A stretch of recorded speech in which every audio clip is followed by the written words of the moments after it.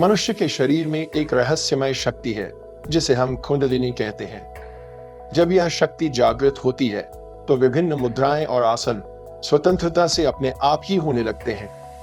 कुंडलिनी जागते समय विशेषज्ञ का सहारा लेना महत्वपूर्ण होता है।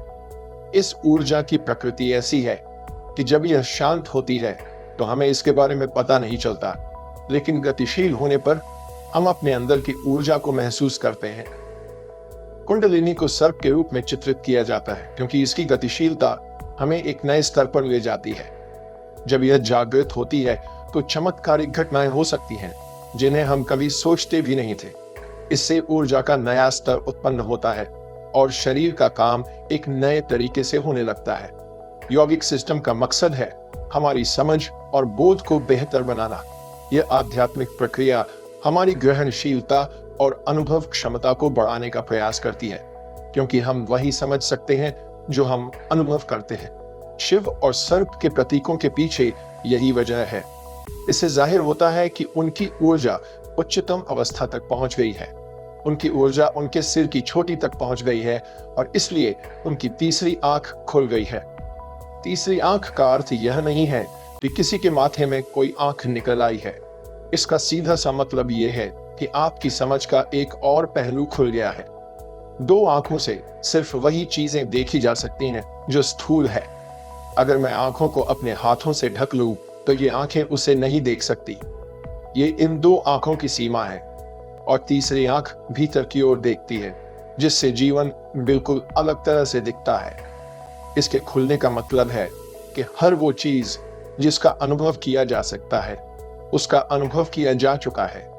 दुर्भाग्य की बात है कि ज्यादातर लोगों का ध्यान इस ऊर्जा के स्रोत में लगा हुआ नहीं है।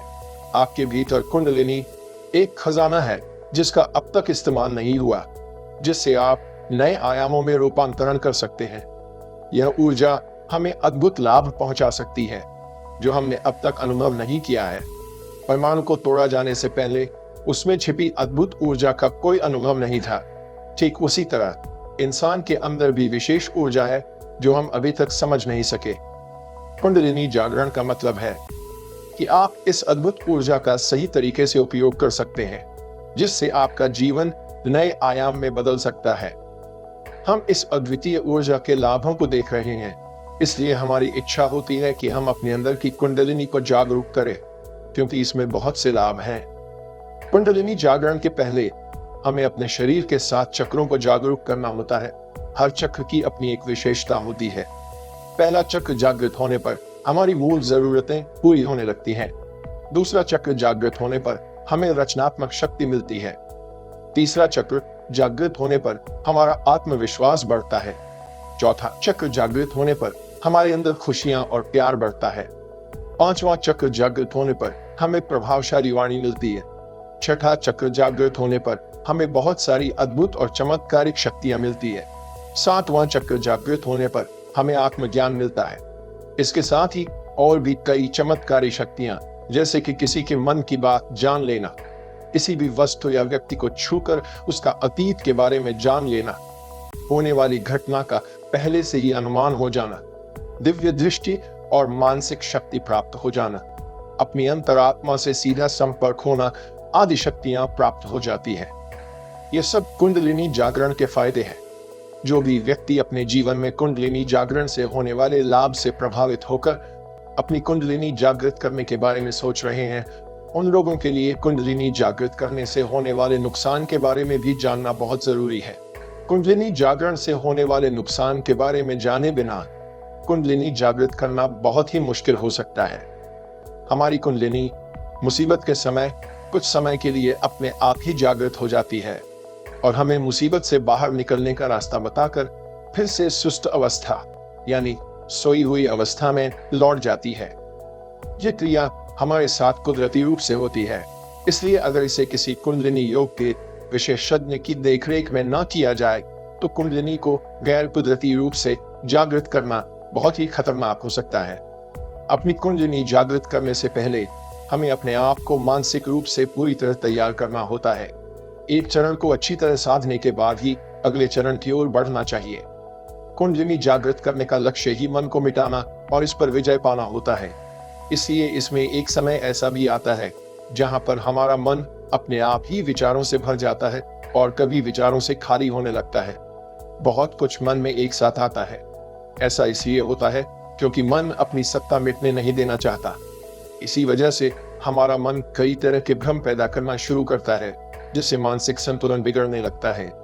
यदि साधना काल में साधक अपने विचारों को योग के जरिए समाप्त नहीं करता है, तब वह शक्ति फिर निम्न चक्रों में पतन की आशंका बनी रहती है।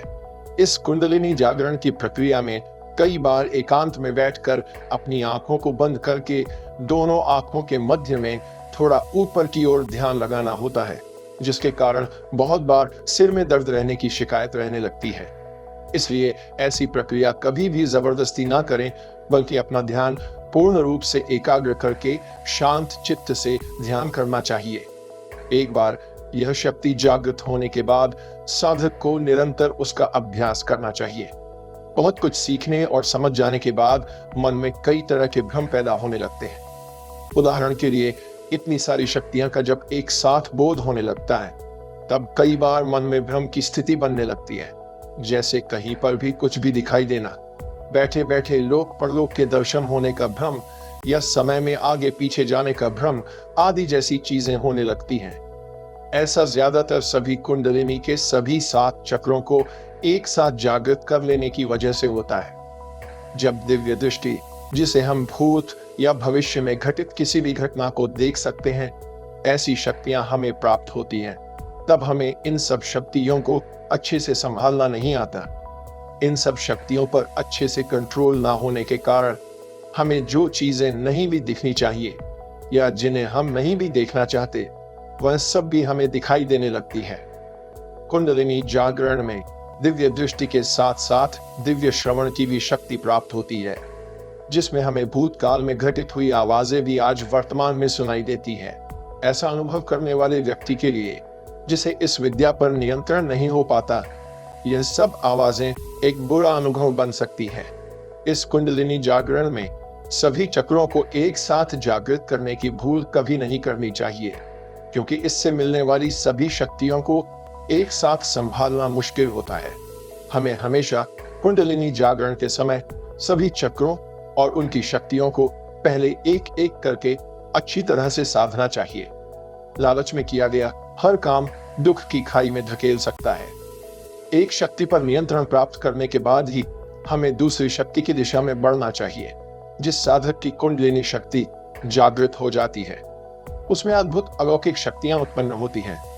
इस प्रक्रिया में साधक का क्रोध, मोह, लोभ और अहंकार नष्ट हो जाता है।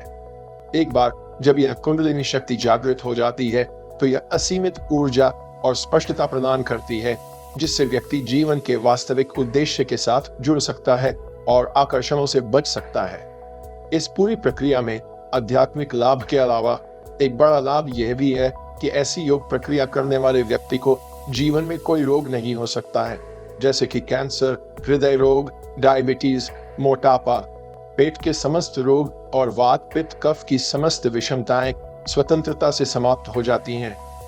व्यक्ति पूर्ण निरोगी हो जाता है। कुंडलिनी शक्ति की उच्चता में जब यह एक देवी के रूप में कल्पित होती है, तो वह स्वयं को भगवान शिव के सर्वोच्च अस्तित्व के साथ एकजुट करती है। इस प्रक्रिया में साधक गहरे ध्यान और अनंत आनंद में डूब जाता है। यह गुप्त शक्ति से भरा हुआ है और जागृत होने पर कुंडलिनी 7 चक्रों के साथ जागृत होती है, उन्हें सक्रिय करती है और उच्च शरीर में वितरित करती है। बिना एक अनुभवी गुरु के कुंडलिनी का जागरण किसी को भी आगे नहीं ले जा सकता और यह दुरुपयोग के खतरों से भरा हो सकता है। कुंडलिनी मनुष्य को सचेतन रूप से निचले स्तरों को पार करने में सक्षम बनाती है और अंत में सार्वभौमिक ब्रह्मांडीय शक्ति में विलीन हो जाती है। इस अद्भुत शक्ति के अभ्यास के लिए साधक को शारीरिक, मानसिक और आत्मिक स्तर पर साधना करनी पड़ती है। जप, तप, व्रत, उपवास, पूजा पाठ और योग इस प्रक्रिया में सहायक हो सकते हैं, जिससे अज्ञात, गुप्त और सोई शक्तियों का जागरण होता है। कुंडलिनी शक्ति का निवास रीढ़ की हड्डी के समानांतर स्थित 7 चक्रों में माना गया है। इसकी शक्ति के मूल तक पहुंचने के रास्ते में 7 दरवाजे हैं।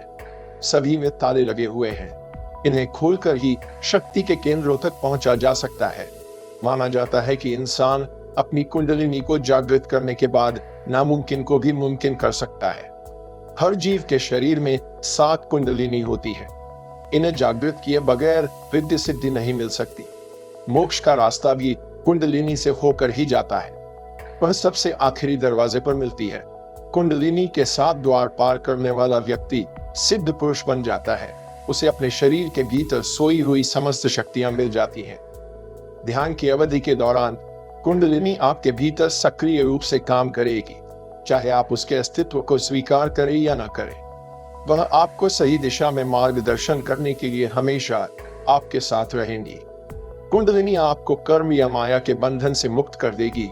जागृत कुंडलिनी आपके सभी कर्मों को जला देगी और आपको बंधन, माया या भ्रम से मुक्त कर देगी।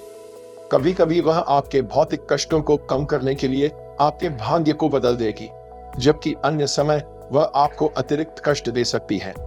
कुंडलिनी आपको तब तक आनंद की ओर ले जाएगी जब तक आप उसके साथ उस रास्ते पर चल सकते हैं जो वह आपको दिखाएगी। रास्ता थका देने वाला है और यह एक लंबी यात्रा है। यह सब तभी संभव है जब आप दैनिक आध्यात्मिक अभ्यास, ध्यान जारी रखते हुए उसे अपने माध्यम से काम करने देंगे। कुंडलिनी योग इस अर्थ में सबसे शक्तिशाली है। वह क्रिया के साथ आपके भीतर काम करना जारी रखेगी। जब तक आप उसका हाथ पकड़ेंगे तब तक वह आपके कर्मों का उपभोग करेगी। जब कुंडलिनी जागृत होती है तो परमात्मा के बारे में हमारी चेतना और अधिक गहरी हो जाती है। कुंडलिनी योग सिद्ध योग के अधिकांश अभ्यासियों को यह पता नहीं होता है कि कुंडलिनी ही उनकी मां है जो उन्हें परमानंद की ओर ले जाएगी। यहाँ कुंडलिनी शक्ति के बारे में पूर्ण वास्तविकता है, जिसके बारे में अधिकांश सिद्ध योग अभ्यास कर्ताओं को कोई जानकारी नहीं है। यदि आप उसे अपना हाथ देते हैं तो कुंडलिनी आपको आपके अंतिम गंतव्य आनंद तक ले जाएगी। वह आपको एक अद्भुत यात्रा पर ले जाएगी। कभी कभी वह आपको जंगल के रास्ते ले जाएगी और कभी कभी वह बस सो रही होगी। कभी सफर खूबसूरत होगा तो कभी डरावना, लेकिन वह यह सुनिश्चित करती है कि आप ईश्वर को प्राप्त कर लेंगे यदि आप इतनी लंबी यात्रा कर सकें।